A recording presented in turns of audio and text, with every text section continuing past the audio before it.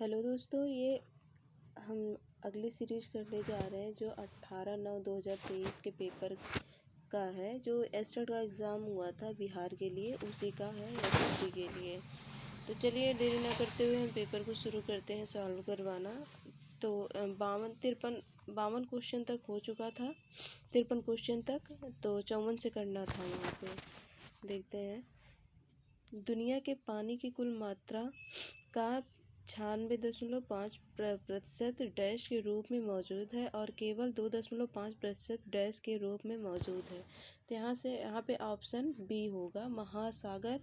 कह रहा है कि दुनिया के पानी की कुल मात्रा का 96.5% महासागर तथा महासागर के रूप में मौजूद है और केवल 2.5% मीठे पानी के रूप में मौजूद है। आगे देखते हैं 55 क्वेश्चन। पृथ्वी की सतह का कितना हिस्सा पानी से ढका हुआ है? तो यहाँ पे 3/4 होगा। 71% भाग महासागर में पाया जाता है पानी का। आगे है 56 क्वेश्चन। पानी की कमी क्या है? पानी की कमी एक क्षेत्र के भीतर पानी के उपयोग की मांगों को पूरा करने के लिए पर्याप्त उपलब्ध ताजे पानी के संसाधनों की कमी है। बी कह रहा है पानी की कमी एक क्षेत्र के भीतर पानी के उपयोग की मांगों को पूरा करने के लिए पर्याप्त उपलब्ध समुद्री पानी की कमी है। सी कह रहा है देश के उद्योगों की मांगों को पूरा करने के लिए पर्याप्त उपलब्ध ताजे जल संसाधन की कमी। ऑप्शन डी है ये सभी। तो यहाँ पे ऑप्शन ए सही होगा। पानी की कमी एक क्षेत्र के भीतर पानी के उपयोग की मांगों को पूरा करने के लिए पर्याप्त उपलब्ध ताजे पानी के संसाधन की कमी है। क्वेश्चन नंबर 57 देखते हैं। निम्नलिखित में से कौन सा राज्य तेल का सबसे पुराना उत्पादक है? अरुणाचल प्रदेश, असम, आंध्र प्रदेश, गुजरात। तो यहाँ पे ऑप्शन नंबर बी असम होगा।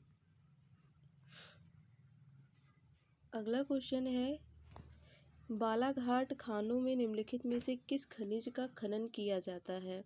मैग्नीज का, एल्युमिनियम का, कॉपर का, चूना पत्थर का। तो मैग्नीज का।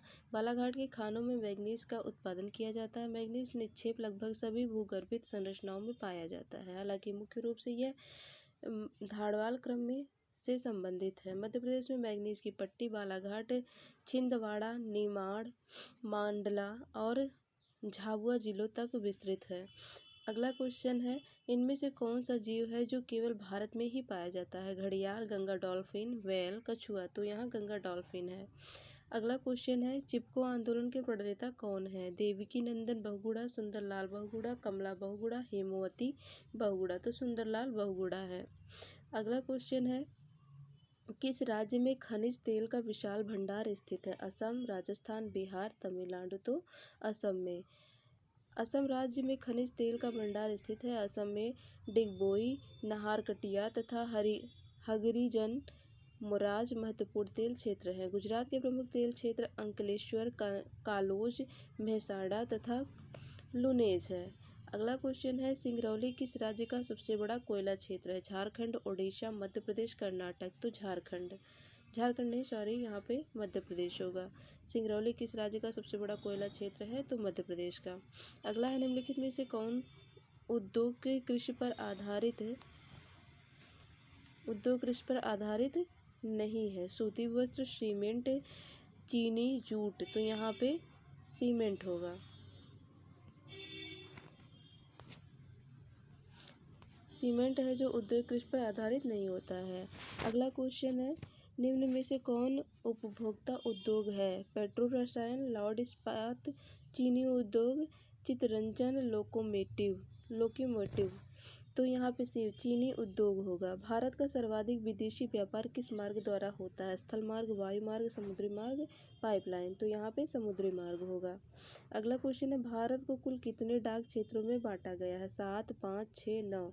तो यहाँ 5 है, सॉरी 9 क्षेत्रों में। भारत को कुल कितने डाक क्षेत्रों में बांटा गया है? 9 क्षेत्रों में। अगला क्वेश्चन है कि पूर्वी मध्य रेलवे का मुख्यालय कहाँ पे है?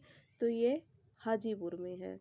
अगला है, विश्व में सबसे अधिक वर्षा किस स्थान पर होता है? गुवाहाटी, मासिमराम, चेरापूंजी, कोलकाता। तो यहाँ मासिमराम में सबसे ज़्यादा विश्व की वर्षा होती है। अगला है, बिहार का शोक किस नदी को कहा जाता है? तो कोसी नदी को। फिर अगला क्वेश्चन देखते हैं, यहाँ पे काली मिट्टी का दूसरा नाम क्या है? पर्वतीय मिट्टी, बलुई मिट्टी, रेगुर मिट्टी या लाल मिट्टी? तो रेगुर मिट्टी है। काली मिट्टी का दूसरा नाम रेगुर मिट्टी है। अगला क्वेश्चन है, बिहार में सर्वप्रथम नगर निगम की स्थापना कहाँ की गई थी?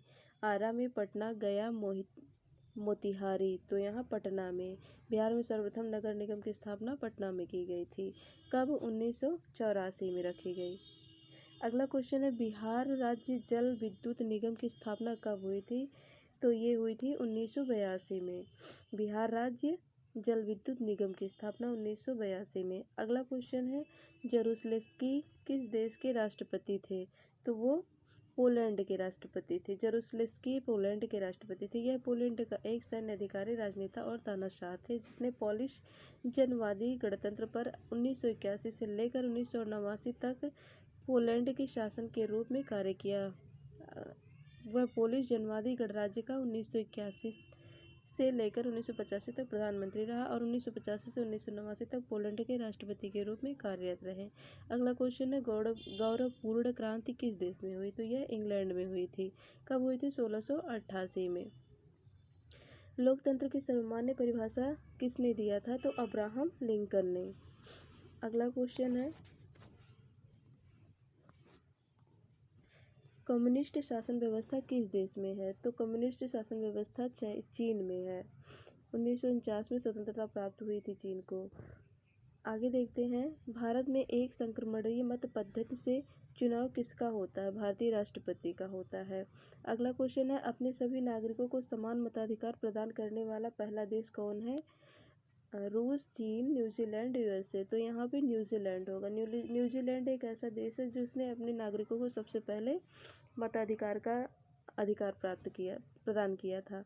अगला क्वेश्चन है, भारतीय संविधान में मौलिक अधिकार किस देश से लिया गया है? अमेरिका, ब्रिटेन, रूस, दक्षिण अफ्रीका? तो यहाँ अमेरिका से लिया गया है। आगे देखते हैं, राज्यसभा का सभापति कौन होता है? राष्ट्रपति, उपराष्ट्रपति, प्रधानमंत्री, राज्यपाल? तो उपराष्ट्रपति होता है। आगे है, किसी सदस्य की मृत्यु या इस्तीफा के बाद होने वाले चुनाव को कहते हैं? तो उपचुनाव कहते हैं। आगे देखते हैं, मतदान करने की कम से कम उम्र क्या होती है? तो 18 वर्ष होती है मतदान करने की कम से कम उम्र। आगे देखते हैं, सर्वाधिक लोकप्रिय चुनाव आयुक्त थे? तो वो थे TN शेषन। अगला क्वेश्चन देखते हैं, बिहार बंगाल से अलग कब हुआ था? तो ये देखिए क्वेश्चन ही गलत है। यहाँ दिया है 12 दिसंबर 1991 को दिल्ली दरबार में सम्राट ने बिहार और उड़ीसा को मिलाकर नया प्रांत बिहार बनाने का आदेश दिया और बंगाल को अलग प्रांत घोषित किया गया। 1 अप्रैल 1912 को बिहार प्रांत का विधिवत उद्घाटन किया गया। 1936 में उड़ीसा को बिहार से अलग किया गया था, न कि बिहार बंगाल से अलग हुआ था। तो आप समझ गए होंगे। आगे देखते हैं, भारत में आपातकाल सर्वप्रथम कब लागू हुआ था? तो 1962 में लागू हुआ था, 26 अक्टूबर 1962 को। अगला क्वेश्चन है, अमेरिका में राज्यसभा को क्या कहा जाता है? तो अमेरिका में राज्यसभा को सीनेट कहा जाता है। अमेरिका में आगे देखते हैं, भारत के संविधान में निम्नलिखित में से कौन समानता के अधिकार में शामिल नहीं है? तो यहाँ पे आर्थिक बराबरी, बाकी कानून के समक्ष समानता, अस्पृश्यता का उन्मूलन, रोजगार के अवसर, ये सभी समानता में आते हैं। आर्थिक बराबरी ये समानता में नहीं आते हैं। आगे देखते हैं, प्राथमिक शिक्षा के मौलिक अधिकार को संविधान में कब जगह दी गई? तो 2002 में 86वें संविधान संशोधन के द्वारा 2002 में दिया गया। निम्नलिखित में से भारत के लिए कौन सा कथन सही है? तो यहाँ पे सी वाला सही है। यहाँ धर्मनिरपेक्षता का सिद्धांत है। जब हम लैंगिक विभाजन की बात करते हैं तब हमारा अभिप्राय क्या होता है? स्त्रियों और पुरुषों के बीच अंतर करना, समाज में स्त्रियों और पुरुषों को दी गई असमान भूमिकाएं, या स्त्रियों और पुरुषों की जनसंख्या का अनुपात। तो यहाँ पे ऑप्शन बी सही है, समाज में स्त्री और पुरुषों को दी गई असमान भूमिकाएं। अगला क्वेश्चन है, इनमें से कौन लोकतंत्र को मजबूती प्रदान नहीं करता है। विविधता में एकता, सर्वधर्म समभाव, विविधताओं में सामंजस्य का अभाव और संघर्ष, विविधताओं का राजनीति पर प्रभाव। तो यहाँ सी सही होगा, विविधताओं में सामंजस्य का अभाव और संघर्ष। अगला है राज्यसभा का सभापति कौन होता है? तो राज्यसभा का सभापति उपराष्ट्रपति होता है। आगे देखते हैं।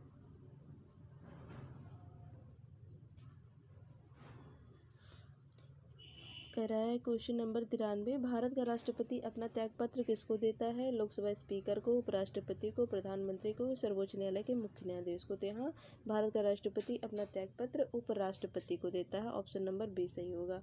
भारत में कौन सी दलीय व्यवस्था है? एक दलीय, द्विदलीय, बहुदलीय, इनमें से कोई नहीं। भारत में बहुदलीय व्यवस्था है।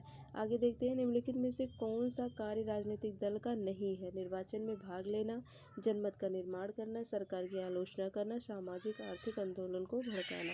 तो सामाजिक आर्थिक आंदोलनों को भड़काना राजनीतिक दल का कार्य नहीं है।